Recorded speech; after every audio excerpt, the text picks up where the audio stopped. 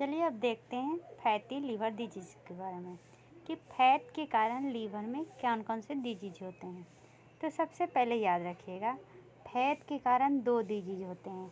तो यहाँ पे ऐसे लिख देती हूँ, फैटी लीवर डिजीज। एक तो उन लोगों में जो अल्कोहल पीते हैं और एक उनमें जो अल्कोहल नहीं पीते हैं। जो अल्कोहल पीते हैं उनमें कौन सा होता है, अल्कोहलिक फैटी लीवर डिजीज होता है। और जो अल्कोहल नहीं पीते हैं उनमें कौन सा डिजीज होता है, non alcoholic fatty liver disease. ठीक है, यहाँ तक समझने में कोई प्रॉब्लम नहीं है। अब ये स्टेज वाइज चलता है। तो स्टेज वाइज चलने का क्या मतलब है, सबसे पहले होता है हमारा एस्टिएटोसिस। बताऊंगी सबके बारे में, ये सिर्फ पहले पढ़ लीजिए। स्टेज वाइज चलता है। सबसे पहले क्या होता है, एस्टिटोटिस। ठीक है, उसके बाद होता है एस्टिएटो हेपाटिसिस, TITIS। फिर होता है फाइब्रोसिस और फिर होता है चिरहोसिस। ठीक है, सबसे अर्ली स्टेज में आपको एस्टियोसिस देखने को मिलेगा, सबसे इंड स्टेज में चिरहोसिस देखने को मिलेगा। तो चलिए एक एक टर्म को पहले एक्सप्लेन करते हैं कि एक एक टर्म होता क्या है। सबसे पहले देखते हैं एस्टिटोसिस क्या होता है। तो जब फैट लीवर में डिपॉजिट होने लगेगा तो उसको हम कहते हैं एस्टिएटोसिस। उसके बाद उसके कारण क्या होगा, इन्फ्लामेशन, जिसको कहते हैं एस्टियोहेपाटाइटिस। और इसके कारण क्या होगा, ज़्यादा दिन तक इन्फ्लामेशन रहेंगे तो उसके अंदर जो एस्टेलेट सेल हैं या ITO सेल हैं वो एग्रेसिव हो जाएंगे और अपने आप को मायोफाइब्रोब्लास्ट में चेंज करेंगे और फिर कोलाजन सिक्रिएट करने लगेंगे, जिसके कारण फाइब्रोसिस होगा। और ये फाइब्रोसिस धीरे धीरे सेल के चारों तरफ होने लगेगा, जिसके कारण चिरहोसिस हो जाता है। ठीक है, ये मेनली होता क्यों है, तो ये होता है अलग अलग कारण है, अल्कोहलिक और नॉन अल्कोहलिक में। तो एक एक करके डील करेंगे। सबसे पहले हम क्या डील करेंगे, अल्कोहलिक। उससे पहले हम कैसे पहचानेंगे कि कौन सा अल्कोहलिक है कौन सा नॉन अल्कोहलिक है। तो अल्कोहलिक और नॉन अल्कोहलिक, अल्कोहलिक में मेनली आपको AST ज़्यादा मिलेगा, एस्पाराटेट ट्रांसएमिनेज। और नॉन अल्कोहलिक में ALT ज़्यादा मिलेगा, एलानिन ट्रांसएमिनेज। ठीक है, यहाँ तक समझने में कोई भी प्रॉब्लम नहीं है। चलिए अब आते हैं सबसे पहला क्या है, हम पढ़ेंगे अल्कोहल रिलेटेड लीवर डिजीज। नाम से ही क्या लग रहा है कि ये जो डिजीज हुआ है वो क्यों हुआ है, अल्कोहल के कारण हुआ है।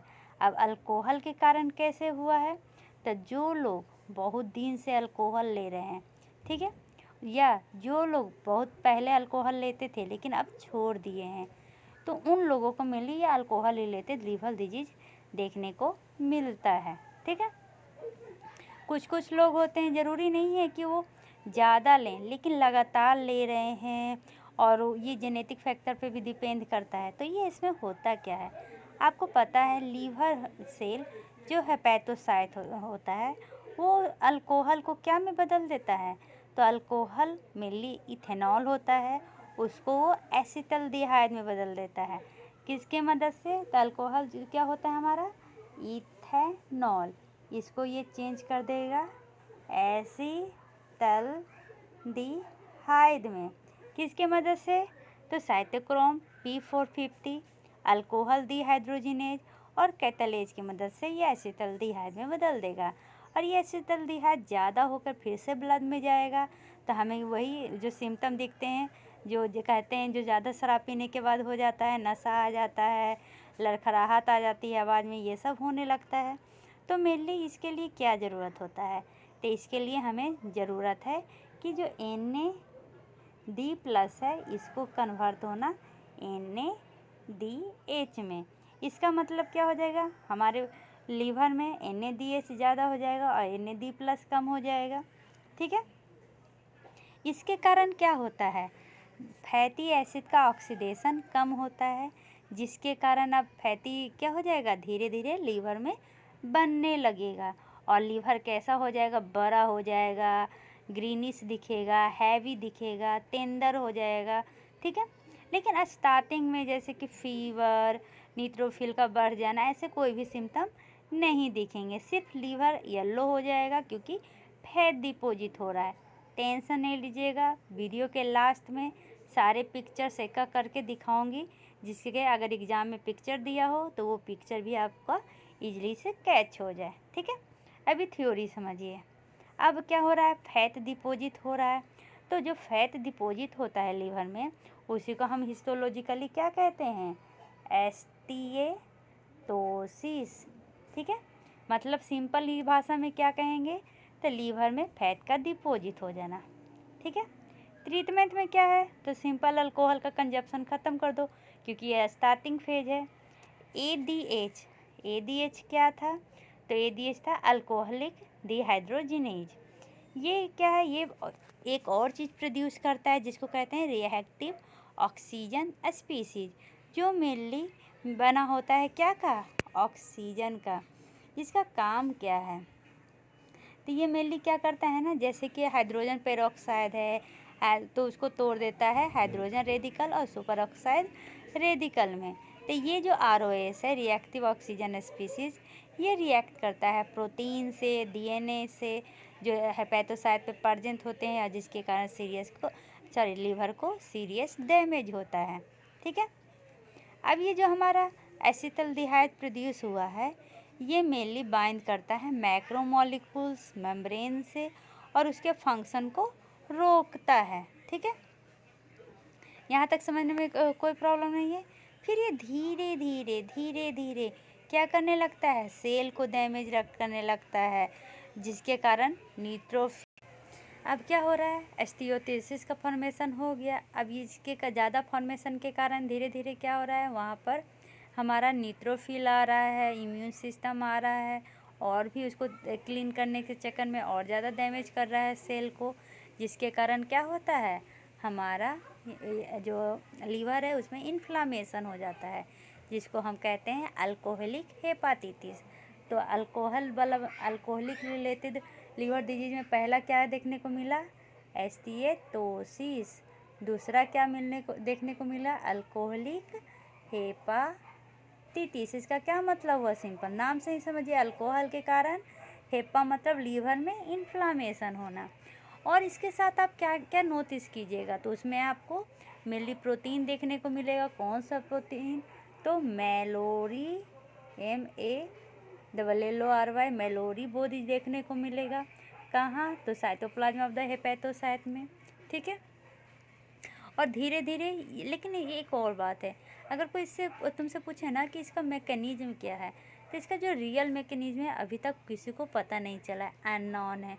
ठीक है, अब अल्कोहलिक हेपाटाइटिस हुआ, जिसके कारण क्या होगा, अब बाइल जूस बाहर नहीं जा पाएगा, ऑब्स्ट्रक्शन आने लगेंगे, जिसके कारण क्या होगा, हेपेटोमीगैली हो जाएगा, हमारा लीवर फूलने लगेगा, और जिसके साथ पेन भी स्टार्ट हो जाता है।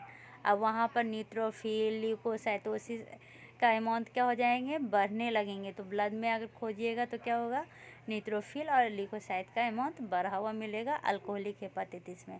फिर धीरे धीरे स्कार टिश्यू वहाँ पे बनने लगेगा, जिसके कारण क्या हो सकता है, सबसे पहले जो स्कार होता है ना, वो सेंट्रल वेन में होता है। जब इसका हिस्टोलॉजी पढ़ाई थी तब बहुत अच्छा से समझाया था, फिर भी एक बार समझाने का प्रयास करती हूँ।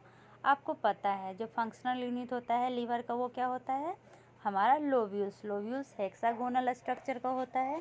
अब ये लोब्यूल्स में क्या होते हैं, बीच में सेंट्रल वेन होता है, यहाँ पर इस तरह से हर कोना में क्या है, साइनोसॉइडल निकला हुआ है। साइनोसॉइड के बगल में क्या होता है, हमारा हेपेटोसाइट होता है, इस तरह से। ठीक है, अब ये जो हमारा ये जो लीवर है ना, ये साइनोसॉइड, इसको भी 3 जोन में बांटा गया है। ये आपको बीच में पता है क्या है, सेंट्रल वेन है, और यहाँ पर क्या रहता है, ट्रायाड रहता है, हेपेटिक आर्टरी, पोर्टल वेन और वाइल डक्ट्यूल्स। ठीक है, अब जो हमारा हेपेटिक आर्टरी और वाइल पोर्टल वेन से ब्लड आ रहा है, दोनों एक ही जगह मिक्स हो रहा है। तो स्टार्टिंग में क्या है, बहुत ज़्यादा ब्लड होता है, उसके बाद थोड़ा कम ब्लड होता है, और फिर कम होता है। ब्लड कम नहीं होता है, उसमें जो ऑक्सीजन होते हैं वो कम होता है। तो ऐसे बांटा जाता है, इसमें बहुत अच्छा ये ऑक्सीजन है तो गुड ऑक्सीजन, फिर इसमें मॉडरेट ऑक्सीजन, और इसमें पुअर ऑक्सीजन। ठीक है, तो तो अब आप ही समझिए कि अगर ये ऑक्सीजन की कमी हुई या ब्लड की कमी हुई या क्या हो गया, किसी कारण बस ब्लड में ऑक्सीजन कम पहुंचने लगा, तो सबसे पहले कौन इफेक्ट होगा? जिसमें ऑलरेडी कम ऑक्सीजन पहुंच रहा है, तो ये सेंटर वाला पार्ट, तो ये ऐसी पूरा सेंटर क्या हो जाता है, चारों तरफ होता है, क्योंकि चारों तरफ इस तरह से निकल रहे हैं ना, तो इसको कहते हैं पेरी सेंट्रल फाइब्रोसिस या पेरीवेनुलर फाइब्रोसिस स्टार्ट होता है सेंट्रल वेन के चारों तरफ। ठीक है। अब डैमेज हेपेटोसेलुलर जो हमारा हेपेटोसाइट का सेल है उसका डैमेज स्टार्ट होता है, जिसके कारण जो उसके अंदर इंजाइम्स हैं वो लीकेज करने लगते हैं, जैसे कि ALT alanine amino transaminase, AST aspartate transaminase, ये सब मेनली क्या होने लगते हैं, एलिवेट होने लगते हैं। AST ज़्यादा एलिवेट होता है अल्कोहलिक हेपाटाइटिस में, अभी डिफ्रेंशिएट किए थे तो बताए थे, तो याद कैसे कीजिएगा, तो देखिए अल्कोहलिक हेपाटाइटिस, ठीक है, अल्कोहल लोग ऐस की तरह करते हैं, ऐस करते हैं, कहते हैं ना हम तो शराब ऐस करने के लिए पीते हैं, तो ऐस से याद रखिएगा। और नॉन अल्कोहलिक में क्या होता है, सब तो अल्कोहल नहीं है पीते हैं, तो भी उनको ALT एलिवेट हो जाता है। ठीक है, यहाँ तक समझने में कोई भी प्रॉब्लम नहीं है। अब देखिए अब क्या हो रहा है, तो इनमें और भी चीज़ें एलिवेटेड मिलेगी, जैसे कि alkaline phosphatase, gamma glutamyl transaminase. तो पेशेंट जिनको अल्कोहलिक लिवर डिजीज होता है ना, उनमें मेनली प्लेटलेट कम होता है, तो उसको क्या हो जाएगा, थ्रोम्बोसाइटोपिनिया। तो उनमें और भी सिम्टम क्या क्या देखेंगे, तो आपको पता है अगर लीवर डिजीज हो जाता है तो उनको इजी ब्लीडिंग होने लगता है, जैसे हल्का भी चोट लगता है तो वहाँ पे ब्रूसिंग हो जाता है, पेट फूल जाता है, लेग फूल जाता है, पेट फूल जाता है पानी भरने के कारण, जिसको स्कैट्स कहते हैं, लेग में इदीमा हो जाता है, फिर स्पाइडर नेवी देखने लगते हैं, पाल्म में क्या होता है, छोटे छोटे छोटे छोटे छोटे छोटे माइक्रोवेस्कुलर ये हेमाटोमा होने लगता है, या हेमोलाइसिस कह सकते हैं। ठीक है, ये सब सिम्टम मेनली देखने को मिलेगा। फिर कमजोरी, ये सब तो आम है। तो ट्रीटमेंट कैसे करेंगे, तो कंप्लीट अल्कोहल को कंजप्शन को रोकना होगा, इम्यून सिस्टम को सप्रेस करेंगे कॉर्टिकोस्टेरॉइड देके। अगर क्रोनिक डैमेज हो रहा है, हुआ है सिरहोसिस, तो पहले उसका क्या करेंगे, डायग्नोसिस करेंगे। कैसे डायग्नोसिस करेंगे, तो बायोप्सी से, और फिर उसको ट्रांसप्लांट करवाएंगे। अगर सिरहोसिस हो गया तो ये इरिवर्सिबल होता है, तो फिर लीवर ट्रांसप्लांट करवाना पड़ता है। ठीक है, अब आते हैं non alcoholic fatty liver disease में। Non alcoholic fatty liver disease क्यों होता है, तो ये मेनली उन लोगों में देखने को मिलता है जो मोटे होते हैं, ओबेसिटी का शिकार होते हैं, उनमें चर्बी ज़्यादा होती है। ठीक है, और ये जो होता है ना, ये non alcoholic fatty liver disease, ये मेनली जो अल्कोहल ना पीते हैं या जो नॉर्मल अमाउंट में पीते हैं, इसमें अल्कोहल से कोई लेना देना नहीं रहता। लेना देना किससे रहता है, फैट से रहता है। तो इसका कारण में भी बहुत सारे हो सकते हैं, जैसे कि बता रही हूँ, पहला ओबेसिटी मेन रीज़न नहीं पता है, लेकिन ये सब रिस्क फैक्टर हो सकता है। Hypertension, diabetes, hyperglycaemia, hyperlipidaemia, ये 5 में से मिनिमम 3 या 4 होना चाहिए, तभी क्या कहलाएगा, नॉन अल्कोहलिक लिवर डिजीज कहलाएगा। इसके स्टेजेस के बारे में पहले ही बता दिए थे, इसमें भी सबसे पहले एस्टिएटोसिस होगा, फिर एस्टिएटो हेपाटाइटिस इन्फ्लामेशन होगा, फिर फाइब्रोसिस होंगे, फिर चिरहोसिस होगा। तो ये होता क्यों है, क्योंकि फैट डिपॉजिट हो जाता है लीवर में। इसमें कोई भी वायरल या अल्कोहलिक कॉज नहीं होगा, इसमें कौन सा कॉज होगा, मेटाबॉलिक कॉज, जैसे कि obesity, hypertension, diabetes, hypertriglyceridaemia, hyperlipidaemia. ठीक है, यहाँ तक समझने में कोई भी प्रॉब्लम नहीं है। चलिए, ये जो non alcoholic fatty liver disease है ना, इसमें मेनली इंसुलिन रेजिस्टेंस देखने को मिलता है। मोस्ट इम्पॉर्टेंट क्या होता है, इंसुलिन रेजिस्टेंस, जो मेनली मोटे लोगों में ज़्यादा देखने को मिलता है। RESISTANCE, ठीक है।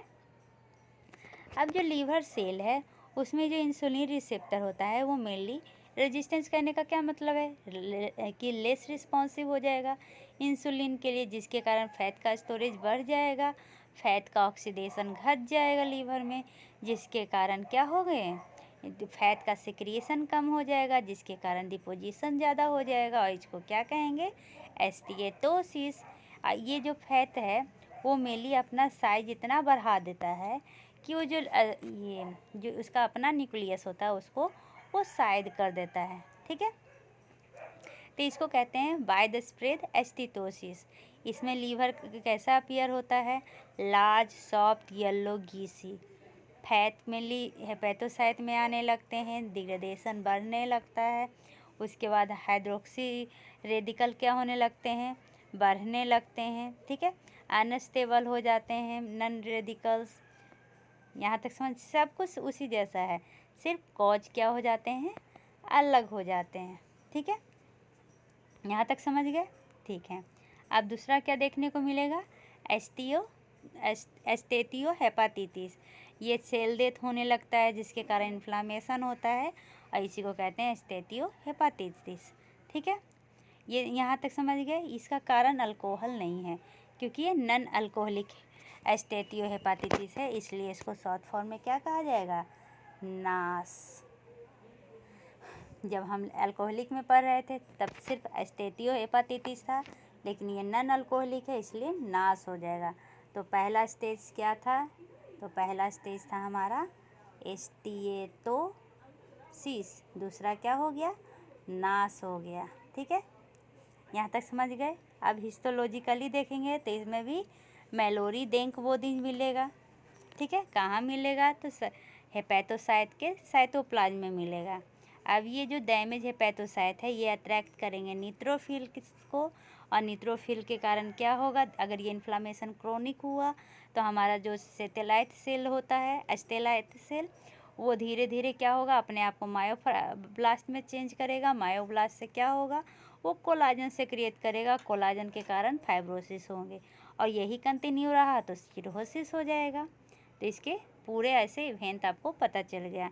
सिम्टम की बात करें तो एडवांस एज में, स्टार्टिंग में तो कोई भी सिम्टम नहीं होता है, लेकिन एडवांस एज में आपको क्या देखने को मिलेगा, फैटिग्यू, मलेज, हेपेटोमीगैली जैसे कि लीवर में इन्फ्लामेशन, राइट अपर क्वाड्रेंट में पेन, जॉन्डिस मिलेगा, पेट में peritoneal cavity accumulation, peritoneal cavity में फ्लूइड एक्यूमुलेशन हो जाएगा जिसको हम स्काइट कहते हैं। स्पाइरल नर्व भी देखने को मिलेगा, एस्पेराटेट बड़ा हुआ रहेगा, ठीक है। यहाँ तक समझ गए। चलिए, तो अब चलिए एक बार दोनों को फिर से डिफ्रेंशिएट करते हैं। क्या पढ़े थे, non alcoholic fatty liver disease, alcoholic fatty liver disease.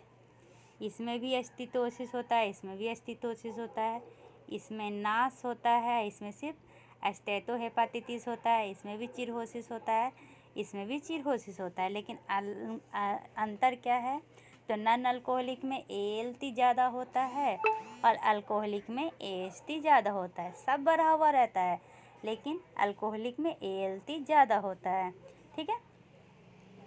Diagnosis कैसे करेंगे, तो दोनों का डायग्नोसिस हम mainly ultrasound, CT scan, MRI से करेंगे। देखेंगे हमारा फैटी कितना बढ़ा हुआ है, बायोप्सी करेंगे सीवियरिटी ऑफ डिजीज देखने के लिए। ट्रीटमेंट में मेनली हम क्या करते हैं, तो इसका स्टेज के अनुसार ट्रीटमेंट करते हैं। मेनली जो एस्टिटोसिस होता है, मतलब लिखती हूँ, एस्टिटोसिस, एस्टेटोहेपाटाइटिस, फाइब्रोसिस या चिरहोसिस।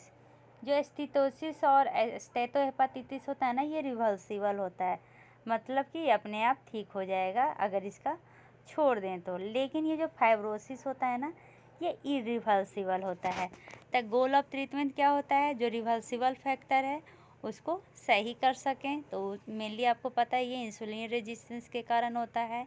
तो पहले तो हेल्दी डाइट लेंगे, एक्टिव लाइफ स्टाइल मतलब एक्सरसाइज करेंगे, उसके बाद वैसा मेडिकेशन लेंगे जो मेनली ब्लड ग्लूकोज को कंट्रोल करे।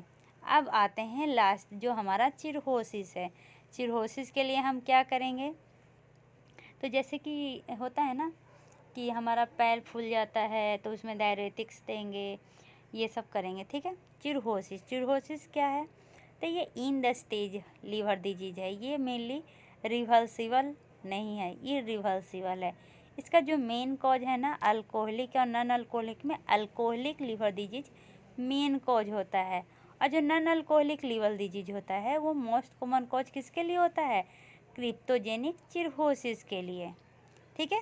यहाँ तक समझ गए। ये चिरहोसिस है ना, इसमें अगर कोई पूछेगा जो कोलाजन आता है वो कौन सा टाइप होता है, तो टाइप 1 और टाइप 3, ठीक है। जब सेल इंज्यूरी होने लगते हैं, मरने लगता है, तो ये क्या होने लगता है, जो कोलाजन होता है उसका डिपोजिशन धीरे धीरे बढ़ने लगता है, इतना बढ़ जाता है कि वो फिर स्कार बनाने लगता है, ठीक है। ये जो स्कार होता है वो मेनली इरिवर्सिबल होता है, जिसको हमने क्या टर्म दिया है, हमने टर्म दिया है चिरहोसिस, ठीक है। चिरहोसिस क्या हो गया, इन द स्टेज या late stage of liver disease हो गया।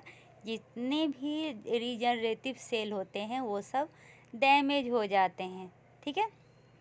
और क्या का फॉर्मेशन करते हैं, नोड्यूल्स का फॉर्मेशन करते हैं, और ये नोड्यूल्स मेनली किससे संबंधित हो जाता है, फाइब्रोसिस या कोलाजन से। अब चलिए इसका पैथोफिजियोलॉजी जानते हैं। जैसे कि बहुत दिन तक इन्फ्लामेशन होता है या इंज्यूरी होता है, तो जो इंज्यूर्ड सेल है ना वो क्या करेगा, सेक्रिएट करेगा कैलिकैरिन और एक्टिवेट कर देगा एस्टिलेट सेल को। अब एस्टिलेट सेल एक्टिवेट होता है तो उसके कारण क्या होता है, जो स्टोर किया हुआ रहता है विटामिन ए और फैट, वो उसको लूज करने लगता है, ठीक है। और इसके कारण वो गुस्सा हो जाता है और वो सेक्रिएट करता है क्या, TGF beta 1, transforming growth factor beta 1, ठीक है। जो मेनली क्या करता है, ये सेक्रेट करता है कोलाजन, और जिसके कारण फाइब्रोसिस होता है। फाइब्रोसिस के कारण स्कार होता है, और ये सबसे पहले कहाँ पर होता है, तो सेंट्रल वेन के पास होता है, तो इसको पेरी सेंट्रल ये चिरहोसिस कहते हैं, ठीक है। उसके बाद इसके कारण होता क्या है, तो इसके कारण बहुत सारे कॉम्प्लिकेशंस होते हैं, जैसे कि प्रेशर बढ़ जाता है, जैसे कि पोर्टल हाइपरटेंशन। ये उसके बाद क्या हो जाएगा, इसके कारण मेनली जो फ्लूइड होता है वो लीकेज करने लगता है, वो पेरिटोनियल कैविटी में चले जाता है, जिसके कारण क्या होते हैं, अस्काइट्स होता है। क्या अस्काइट्स कहा जाता है ना, पेट में पानी भर गया है जिसके कारण वो फूल जाता है। कंजेस्टिव स्प्लेनोमेगैली हो जाती है।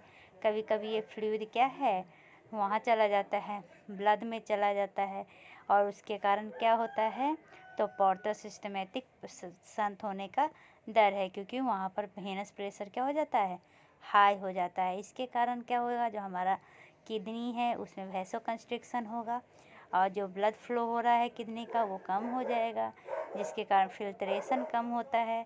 तो अब इसके बाद क्या हो सकता है, हेपेटोरेनल फेल्योर हो सकता है। मतलब कि फाइब्रोसिस में प्रेशर बढ़ता है, जिसके कारण क्या होता है, जो ब्लड होता है जो हेपेटिक सर्कुलेशन से जाता है उसमें क्या हो जाता है, मेनली वो कंस्ट्रिक्ट हो जाता है, नंबर ऑफ वेन्स क्या हो जाते हैं, कमने लगते हैं, डिटॉक्सिफिकेशन ऑफ ब्लड कमने लगता है, जिसके कारण जो टॉक्सिन है ना, मेनली अमोनिया, वो ब्रेन तक चला जाता है, जिसके कारण हेपेटिक इंसेफेलोपैथी भी होता है, ठीक है। और इसके कारण जो सिम्टम दिखते हैं ना, उसमें क्या सिम्टम है, तो उसका सिम्टम का नाम है एस्टेरिक्सिस। इसको हम फ्लैपिंग ट्यूमर भी कहते हैं। क्या, फ्लैपिंग ट्यूमर। इसमें क्या होता है ना, जैसे कि कोई पेशेंट है वो अपना ऐसे पाल्म ऊपर करके सीधा स्ट्रेस किया है, ठीक है। अब जो डॉक्टर है उसको क्या करेगा, एक बार पीछे करेगा तो वो पाल्म क्या है अपने आप 5-6 बार फ्लैप करेगा, और वो एसिमेट्रिक भी हो सकता है, एसिमेट्रिक भी हो सकता है। तो इसी को कहते हैं एस्टेरिक्सिस, जो मेनली हेपेटिक इंसेफेलोपैथी में देखने को मिलता है। इसमें मेनली होता क्या है, जो हमारा ईस्ट्रोजन है वो ब्लड में हाई हो जाता है, जिसके कारण गायनेकोमैस्टिया देखने को मिलेगा, और स्पाइडल एंजियोमाता हो जाता है, जिसको हम स्पाइडल ने भी ब्लड आपका स्टोमक में मेनली इस तरह का स्ट्रक्चर देखने को मिलेगा। ठीक है, पाल्मारिलैथेमा, पाल्म में छोटे छोटे छोटे छोटे क्या देखेंगे, ऐसे ब्लड की तरह दिखेंगे। मैं बताती हूँ, इस तरह से मान लीजिए हमारा पाल्म है, तो इस तरह से छोटे छोटे छोटे छोटे माइक्रोवेस्कुलर हेमोलाइसिस दिखेगा। ठीक है, यहाँ तक समझने में कोई भी प्रॉब्लम नहीं हुआ होगा। अब मान लीजिए कि हमारा जो बिलिरुबिन है उसका कंजुगेशन कमता है, तो अनकंजुगेटेड बिलिरुबिन बढ़ता है, जिसके कारण जॉन्डिस हो सकता है। ठीक है, एल्बुमिन का प्रोडक्शन कमेगा, जिसके कारण हाइपोएल्बुमिनिया हो जाएगा। क्लॉटिंग फैक्टर कमेंगे, जिसके कारण कोगुलेशन इशू होंगे, जैसे कि ब्लड ब्रूसिंग हो जाता है इजली, विटामिन के की डिफिशियंसी हो जाती है। ठीक है, और भी क्या हो सकता है, वेट लॉस, वीकनेस, फैटीग, ये सब देखने को मिलेगा। कभी कभी ईचिंग भी होता है। अगर हेपेटिक इंसेफेलोपैथी हुआ है तो कन्फ्यूजन होगा। डायग्नोसिस क्या करेंगे, तो डायग्नोसिस जो होता है वो लीवर बायोप्सी से, लैब टेस्ट में हम देखेंगे बिलिरुबिन बढ़ा हुआ तो नहीं है, AST, ALT, ALP, GGT बढ़ा हुआ तो नहीं है, AST और ALT में ज़्यादा कौन बढ़ा हुआ है, थ्रोम्बोसाइटोपेनिया तो नहीं है। ट्रीटमेंट तो ये इरिवर्सिबल होता है। ठीक है, अगर अल्कोहल ले रहा है तो अल्कोहल को स्टॉप करने कहेंगे। हेपेटाइटिस है तो एंटीवायरल देंगे। एडवांस हो गया है तो हम लीवर ट्रांसप्लांट करेंगे। ठीक है, यहाँ तक सिरोसिस। चलिए अब रिवाइज कर लेते हैं लास्ट में। अल्कोहलिक लीवर डिजीज और non alcoholic fatty liver disease. Mainly आपको पता है फैटी लीवर डिजीज दो बात में चेंज हुआ था, अल्कोहल के कारण और जो अल्कोहल नहीं पीते हैं। तो सबसे पहले अल्कोहल जो पीते हैं, जो अल्कोहल पीते हैं उनमें मेनली 3 स्टेजेस देखने को मिलता है। पहला फैट डिपॉजिट हो जाना, जिसको एस्टिएटोसिस कहते हैं। दूसरा फैट डिपॉजिट हो जाने के कारण जो उसमें इन्फ्लामेशन आ जाता है, स्वेलिंग आ जाता है हेपेटोसाइट में, उसको कहते हैं अल्कोहलिक हेपाटाइटिस। और तीसरा चिरहोसिस हो जाना। ठीक है, तो एक करके डील करते हैं। जो हमारा अल्कोहलिक हेपाटाइटिस एस्टिएटोसिस है, इसका मतलब है फैटी लीवर, मतलब कि लीवर में फैट का डिपॉजिट हो जाना। ये भी 2 तरह का होता है। अगर छोटे छोटे छोटे डिपॉजिट हुए हैं तो उसको माइक्रो वेसिकुलर कहेंगे, और बड़ा ड्रॉपलेट डिपॉजिट हुआ है तो उसको मैक्रोवेस्कुलर कहेंगे, मतलब 3 mm से कम और 3 mm से ज़्यादा।